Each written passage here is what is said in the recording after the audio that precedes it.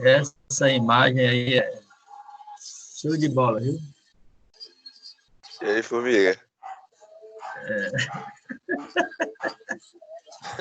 Eu vou me concentrar com esse calango olhando para mim, não, ó. Que coisa, mano. Cadê o povo? Oi. Ah, eu vou tentar chamar a Glenda aqui.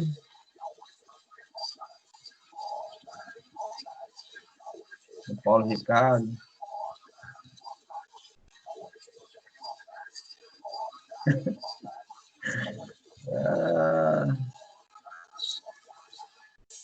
O Victor Hugo.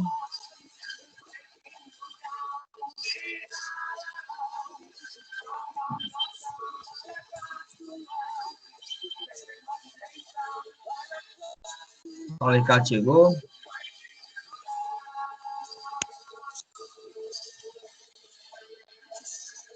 Quem mais? Ana Glenda já está aqui. Victor Hugo. Falta só o Douglas.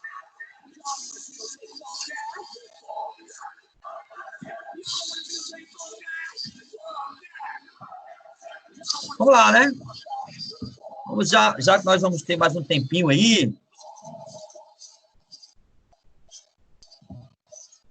antes das avaliações bimestrais, dá para a gente ver um outro conteúdo do segundo bimestre que ia ficar para trás, e talvez a gente não pudesse ter uma oportunidade de estudar, mas nós vamos ter. Bom, tem um cara aqui, eu não sei como é a garganta desses caras que cantam metal, né? Não fica com problema. Ficam, né? E qual foi o conteúdo, professor? Bom, eu escolhi o seguinte conteúdo. Deixe-me compartilhar aqui a tela com vocês.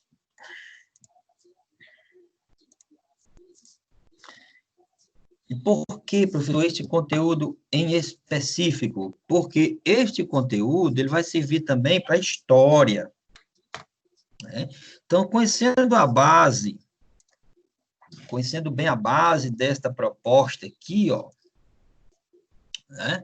Conhecendo bem a base dessa proposta, que é o positivismo do Augusto Comte, nós vamos entender a influência dessa corrente de pensamento na proclamação da República do Brasil.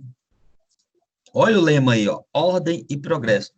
Penso eu que nós já teríamos falado, ou já falamos, sobre este assunto em um determinado momento, não sei. Mas se falamos, vamos falar, como já dizia aqui, de novo, né? De novo, novamente, outra vez. Por quê? Pela influência que essa corrente de pensamento vai ter sobre um movimento histórico e político ocorrido no Brasil, que foi a proclamação da República.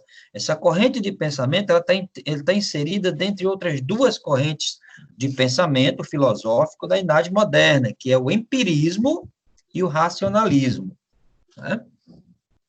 No movimento que vai nascer na Idade Moderna, chamado de cientificismo, ou seja, tudo pela luz ou pela dinâmica do conhecimento científico, certo? E essa corrente de pensamento, essa linha de pensamento aí filosófica, chamada positivismo, filosófica, sociológica, porque a partir dela vai dar origem à sociologia, né?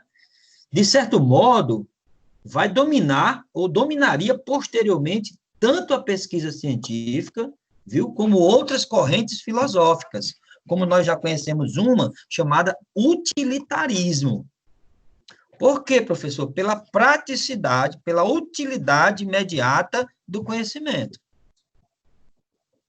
Ok? Principalmente pela sua prática empírica. O que é isso, professor? Empírica, experiência. Aquilo que pode ser observado, pode ser mensurado, pode ser colocado em base de estatísticas, pode ser comprovado. E tem eficiência. Até a filosofia vai mudar, e algumas correntes filosóficas vão mudar, né, vão pensar mais a sociedade, a partir de um conselho do Conte, que ele diz que a filosofia agora, ela deve produzir a base da ciência, procurar entender as bases científicas, é o que ele vai dizer, né?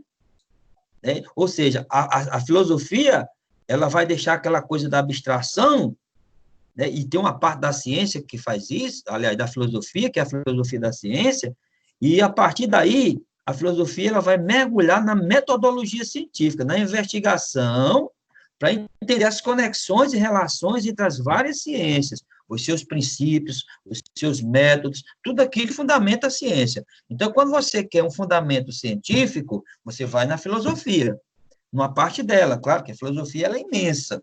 Você vai na filosofia da ciência, você vai na filosofia utilitarista, você vai na filosofia pragmática, você vai encontrar umas bases mais práticas de entendimento dos conceitos metodológicos de várias ciências. O próprio Hegel, que é um filósofo alemão, vai dizer o seguinte, olha, toda ciência ela tem um objeto de estudo. A medicina tem um objeto de estudo. A engenharia tem um objeto de estudo. O direito tem um objeto de estudo. Né? Eles têm um objeto direto de estudo. Mas quem fundamenta todas essas ciências? A filosofia. A filosofia fundamenta a medicina, fundamenta o direito, fundamenta a ciência política. Por quê? Porque ela vai, a partir desse momento, uma parte da filosofia, que não vai ser descartada, ela não é ciência, ela é um saber, né? Ela vai ser desconsiderada ciência, porque a filosofia agora ela vai ser fragmentada, enquanto a filosofia ela abarcava tudo, né? A biologia, a química, nós vimos isso lá nos pré-socráticos, né, com Aristóteles. Enquanto a filosofia abarcava tudo, agora ela vai ter um caminho específico. E as ciências vão ficar fragmentadas, a física, a química, vão começar a separar da filosofia. A filosofia não vai ter mais responsabilidade em estudar as dinâmicas da física. Né? A filosofia agora, ela vai se identificar com o estudo metodológico dessas ciências, com as suas metodologias. Tá bom? Então, vamos caminhar um pouquinho aqui.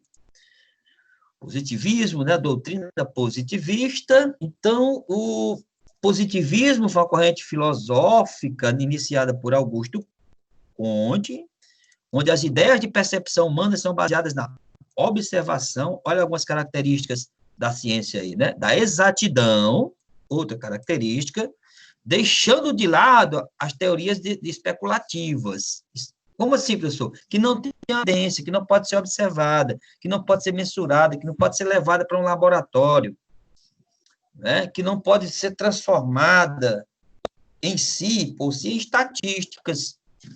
Tá certo? Então, segundo Comte, as ciências que são positivas, essa palavra positiva significa baseado no conhecimento científico, de exatidão, de observação, de mensuração, dentro das bases matemáticas, né? São matemática, física, astronomia, química, biologia, e ele vai criar a sociologia. Por quê? Porque a sociologia pode ser baseada em dados estatísticos, pode ser observada a dinâmica da sociedade, né? A dinâmica humana ela pode ser observada. Então, professor, então podemos dizer que o conhecimento positivo, uma ciência positiva, é toda aquela, ou todo aquele, que extrai leis, a física tem suas leis, as leis da física, né, por exemplo, baseando-se em investigações comprovadas sobre os fatos. Tá? Viu aí? Já deu para entender aí a base, né? O que é a ciência positiva, o que são ciências positivas. Então, a física é uma ciência positiva, a astronomia é uma ciência positiva, a química é uma ciência positiva. A matemática, apesar dela aparecer aí, né, ou seja, estipulada por Comte, a matemática, por ser uma base natural e lógica de todas essas ciências, ela fundamenta, né, está presente em todas elas, essas citadas. Então, a matemática, ela poderia ficar fora aí, sem nenhum problema. Por quê, professor? Por ser a base natural lógica de todas as outras. Por que que se estuda... Se você não souber matemática, você não vai conseguir fazer um cálculo em física. Se você não souber matemática, você não vai conseguir fazer um cálculo em astronomia, nem em química, e nem em biologia. Você não vai saber levantar dados estatísticos. Né? Você não vai saber, por exemplo, abrir o Excel e equacionar uma função que você queira, transformar aquilo em gráfico. Então, você precisa da matemática como base. Por isso, na nova base curricular nacional, a matemática ela é obrigatória em todos os anos, e deve ser. Assim como o português. Por quê? Como é que você vai ler um texto filosófico sem saber o português, sem ter uma leitura, sem ter base de leitura? Como é que você vai ler um artigo científico, até mesmo dentro da ciência, sem saber ler? Né? Por isso que eu digo que, às vezes, vocês devem cobrar os professores de linguagem, de português, por exemplo, que diversifiquem os textos, né? Desde os textos mais simples até os textos mais complexos. Vocês devem se deparar, por exemplo, com textos científicos. Uma leitura na área da física, uma leitura na área da astronomia, uma leitura na área da biologia, que são leituras diferentes. Né? Porque ficar só naquela literatura, Iracema dos lábios de mel, do hálito de baunilha, isso tem que, tá bom, é legal, tem que entender, tem que saber, tem que buscar, mas vocês têm que também, vocês devem, enquanto alunos, buscar outras formas de leitura, outros tipos de leitura, né? A sociologia tem sua leitura específica, tem sua escrita específica, a filosofia também, né? E por aí vai. Né? Fazer leitura de dados estatísticos, vocês já fizeram leitura de dados? Em gráfico? Isso é um tipo de leitura também. Né? Aí vai deixar para ver quando um professor de geografia apresenta dados estatísticos, apresenta lá a pirâmide etária, o aluno não sabe fazer leitura de gráfico, que também é interessante, né? Para esperar só pela matemática, não, né? Enfim, vamos lá. Então, vou dar um saltozinho aqui para explicar. Não, por aqui. Os positivistas acreditam que a ciência é cumulativa, ou seja, ela serviu e serve para toda a humanidade em qualquer tempo histórico. Ela vai se acumulando, né? A partir desse acúmulo, vai sendo observado aquilo que serve, aquilo que, como teoria, foi descartada, e vai se acumulando em conhecimento ideal, em conhecimento que serve. Né? Novas ideias podem surgir sem ser continuação de conceitos velhos. Tá? Ou, enfim, você pode, a partir de um determinado momento, criar algo que não necessariamente seja cumulativo também. O que mais, professor? Por exemplo, o que se passa na cabeça de uma pessoa pode ser explicado pelas relações químicas no cérebro. Tá? Esse é um exemplo que ele dá aí de um conhecimento que pode surgir sem ser continuação de conceitos velhos. Um conceito novo pode surgir a qualquer momento e, às vezes, por acidente. Né? Se você observar alguns conhecimentos científicos, alguns produtos que surgiram aí, por exemplo, a cabecinha do fósforo, um acidente, né? Os caras urinavam dentro das latinhas dentro de determinados recipientes e deixava lá por muito tempo. Né? E aquilo ficava tipo uma pasta. E que eles descobriram que é explosivo, ali ou seja, como é que se diz? Pega fogo com facilidade, né? Então, aquela pastazinha ali, por acidente, foi descoberto o fósforo, né? Esse elemento químico que já existia, mas eles não conseguiam ainda extrair. Por acidente, conseguiram extrair. Ou seja, sem ter nenhum vínculo com conceitos passados. A ciência trabalha assim, né? Outra característica é a ordem e o progresso, né? Essa história do ordem e progresso aí, dentro do positivismo, ela é muito interessante. Por quê, professor? Porque o Comte vai dizer que a ordem ela só pode vir, a ordem e o progresso, né? Ela só pode vir pelo conhecimento científico. A tecnologia, o progresso tecnológico só pode vir pelo conhecimento científico.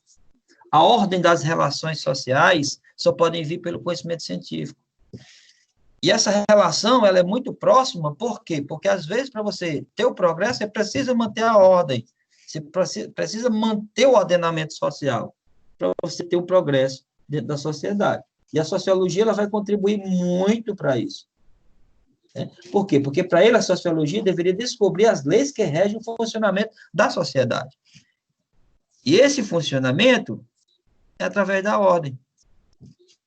Né? Amor como princípio, ordem como base e progresso como objetivo. Na nossa bandeira, tiraram o amor, né? Como princípio. Porque é a base do positivismo. Amor como princípio, ordem como base e progresso como objetivo. Que coisa, né, professor? Tiraram o amor da bandeira, ficou só ordem e progresso. Era para ser amor, ordem e progresso, né? Foi simplificado isso aí. Nós vamos ver que aconteceu durante o processo da proclamação da República, e aí é outra coisa, né? Enfim, vamos ver aqui. Outra coisa que eu queria falar para vocês, isso é uma obra que ele escreve, né? Discurso sobre o espírito positivo, onde o Comte ele vai estabelecer as bases do conhecimento científico, né? E as leis dos 3 estágios, né? Os estágios que a humanidade passou, ou veio a passar, ele queria instituir uma religião positiva, né? Uma religião baseada no conhecimento científico, e aí é meio que contraditório, porque geralmente as religiões elas estabelecem um dogma, né? Uma verdade absoluta, e para a ciência não existe verdade absoluta, porque se for uma verdade absoluta, deixa de ser ciência, deixa de ser cumulativa, né? Como ele dizia. Enfim, então ele vai afirmar ter descoberto uma grande lei fundamental dentro da evolução da humanidade. Né? Diz que a humanidade passou por 3 estágios. O primeiro estado, ou estágio, foi o estágio teológico. Né? Esse estágio ele serviu para algum tempo, mas não serve mais para explicar os objetos empíricos da sociedade. Né? O ser humano, nesse estágio aí, viu o mundo e seus fenômenos como resultados de ações provocadas por agentes sobrenaturais. Então, aquilo que você não pode observar, se você não consegue observar o agente, se você não consegue observar os feitos dele e o seu funcionamento, e você apenas crê, para os positivistas, como o Comte, isso não é objeto de estudo. Tá? Essa compreensão da realidade por crença, por revelação, vinda de um agente sobrenatural, isso não é ciência. Então, isso não tem legitimidade. Então, esse estágio foi muito importante em determinado período, mas se não tiver comprovação, se não tiver experimento, se não tiver uma investigação sobre os fatos, não tem fundamento. Portanto, o positivismo ele é prático, né? Aí diz que tem o estágio metafísico. Que é esse estágio metafísico, professor? É quando as pessoas, a humanidade, passou a entender a realidade a partir das ideias, conceitos, né, que abstrato também. É um sobrenatural abstrato, onde as coisas possuem essência para existir. Mas também não explicava de forma prática de onde é que vinha essa essência. Era de um ser superior que teria criado tudo isso aqui e que colocou em cada ser uma essência que daria origem a outra. Mas não se sabe que essência é essa, não se explica na prática que essência é essa. Que força oculta é essa que é capaz de explicar as coisas aqui. Então, também é descartado, não serve. Né? A metafísica, ele vai dizer, a metafísica e a investigação filosófica em geral devem procurar como as coisas funcionam, a sua metodologia, e não está colocando as essências das coisas aqui em seres sobrenaturais e simplesmente simplificar essa essência, jogando no sobrenatural a sua explicação. Portanto, o estágio ou estado mais avançado que pode trazer uma evolução de descoberta, né, de compreensão, é o positivo. Esse que nós vamos ver agora. Que ele vai dizer que é o ápice da evolução, né, da evolução, quando o homem ele começa a descobrir, através da observação atenta dos fenômenos naturais, olha aí, atenta, observação, uma das características científicas, né? Talvez seja o primeiro contato, que é observar. que é possível entender e prever os fenômenos naturais. Além de entender como funciona na prática, ainda prever. Tá? Então, ele vai dizer que o estágio positivo não está no mundo das ideias, mas está aqui, na realidade. É um Aristóteles, né? O realismo aristotélico aí. Nas coisas, e busca se compreender como elas funcionam, ou funcionam. Né? Que coisa, né, professor? E aqui ele vai explicando tudo direitinho. Estado metafísico, né? Como os fenômenos são explicados não mais por agentes sobrenaturais, fetichismo, politeísmo, e mais por forças abstratas, né, que procura a sua essência e tal, e o estágio positivo. Né? Ele explica que o termo positivo designa o real em oposição ao quimérico, aquilo que se traduz como essência, né, como a química por si mesma. Tá? É preciso em oposição ao vago. O estado positivo corresponde à maturidade do espírito humano. E tudo, tudo ele vai dizer, tudo, absolutamente tudo, deve ser explicado pelo estado positivo, pelo meio da ciência. Comportamento, e aí surge a psicologia como uma ciência positiva, e várias outras, né? Tudo. O estado, todo o esquema jurídico, as leis também, devem partir de observação da sociedade, de dados estatísticos, né?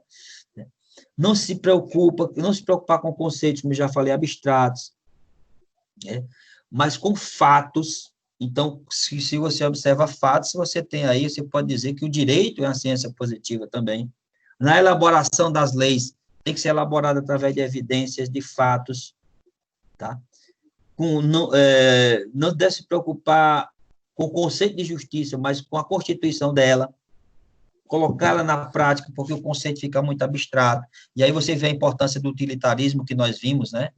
E hoje também a gente observa as leis são muito vagas. Vocês já observaram?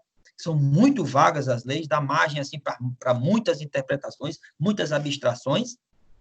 Por isso que o STF, STJ, o sistema jurídico em si, né, eles se apropriam das leis, muitas vezes em favorecimento próprio, dando margem à corrupção. Por quê? Porque as leis que nós temos hoje, elas dão margem para várias abstrações.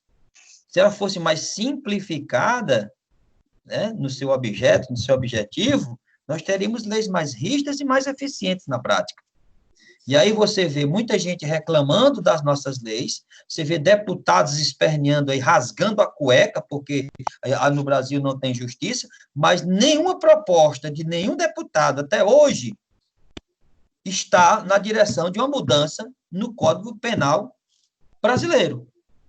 Você vê os caras aí, os deputados, a culpa é do STF, a culpa é do STJ, a culpa é disso, a culpa é daquilo. Mas você não vê nenhum deputado, seja ele de extrema direita, seja ele de extrema esquerda, seja ele de direita, seja ele de esquerda, seja ele do centro, com uma proposta decente para mudar o Código Penal. E por que é que eles não querem mudar o Código Penal, professor?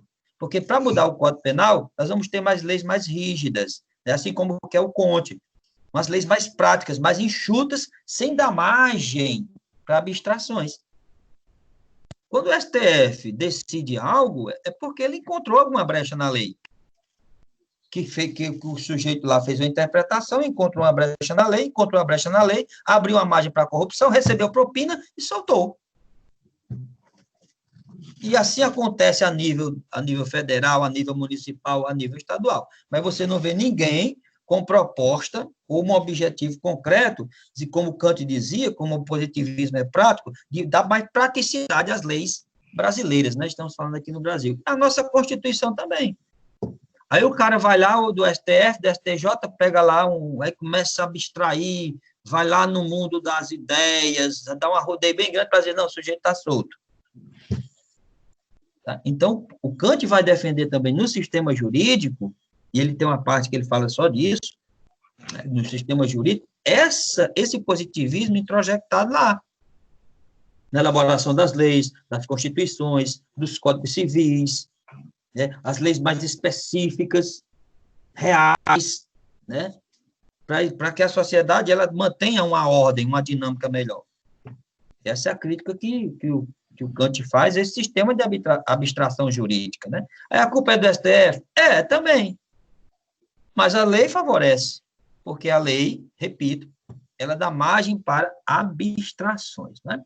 Então, ele classificou as ciências em astronomia, física, química, fisiologia ou biologia e sociologia. Sociologia aqui entra como ciência. Por quê, professor? Porque ela se utiliza de uma metodologia positivista, né? De comprovação e de evidência, certo? Por isso que a sociologia vai ser criada como uma ciência para estudar a sociedade, estudar essa dinâmica social, né? Através de quê, professor? Me explica aí como é que funciona mais ou menos o método da sociologia. Observação, experimento e o método comparativo. Você vai fazer comparação com a história, né, com o passado, você vai fazer comparação com outras sociedades, você vai levantar pesquisas, você pode fazer uma pesquisa sociológica no local, eu já falei isso aqui para vocês. Eu quero saber, estatisticamente falando, a quantidade de negros em relação a brancos que tem no sistema prisional. Você pode fazer isso. Quantos analfabetos negros em relação a brancos tem no sistema prisional? Você pode fazer isso. E por aí vai. Eu acabei de fazer uma pesquisa no meu mestrado, uma pesquisa que eu tive que ir nas salas de aula, conversar com os alunos, fazer comparações para chegar aos dados. E tive que aprender a usar o Excel, né? Tá bom? Ele vai defender algo muito parecido, né, com o utilitarismo, onde o Estado deve buscar, sobretudo, um desenvolvimento mais humano, ordenado, né, mais feliz, vamos dizer assim, mantendo uma certa felicidade social. Tá bom? Então, Kant, ele vai... o Comte, né? Não é o Kant, o Comte, ele vai sistematizar a sociologia como ciência, né? Tá aqui, ó. No início, ele vai chamar de física social, tá? Por quê? Porque ele vai fazer comparação utilizando muitas outras ciências, como a biologia, né? E vai utilizar também a química, às vezes, dentro da sociologia, para fazer essa fundamentação. Por isso que ele vai chamar de física social, né? A gente estudar o mundo físico humano. Bom, o que a gente queria mesmo que vocês soubessem era esse básico aqui dos 3 estágios, a essência do que é o positivismo, né? Então, nós já sabemos o que é a essência dela. E nós vamos perceber, quando nós estivermos estudando a Proclamação da República, a introjecção dessa teoria, né? dessas correntes de pensamento, né? Na influência da formação política brasileira. Então, eu deixo aqui para vocês 2 frases do Comte, né? E aqui a primeira diz: não se conhece completamente uma ciência enquanto não se souber da sua história. Tá? Então, ele está se referindo aí a quem? Quem deve fazer isso, pessoal? A filosofia. A filosofia vai se preocupar agora com a fundamentação da ciência. Tá? Por isso que nós conhecemos muito fundamento científico. Um certo professor disse uma vez que ciência é dogma. Eu disse: aonde, filho?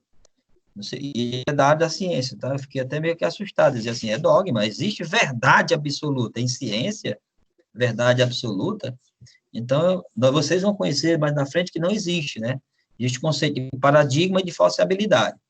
Então, muito cuidado com esses caras da área da ciência que dizem que a ciência é verdade absoluta, né? Que coisa, né? E é tão verdade absoluta que estão correndo atrás de uma vacina e não sabem nem por onde começar. Toda a educação humana deve preparar todos para viverem pelo outro, a fim de reviverem no outro. Então, esse é o ordenamento social, né?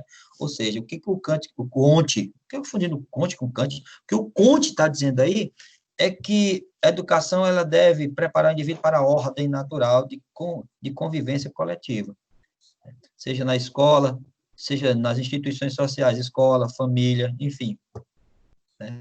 Onde houver uma educação formal e informal também. Tudo bem? Deu para entender aí? Coisa, né? Terça-feira vocês vão fazer a prova de sociologia. A prova está muito bacana, a filosofia. A filosofia está um pouco mais complexa. Estudem bem o Kant, tá? Aquela questão da a priori, da posterior, da sensibilidade, do entendimento, para vocês tentarem entender a questão.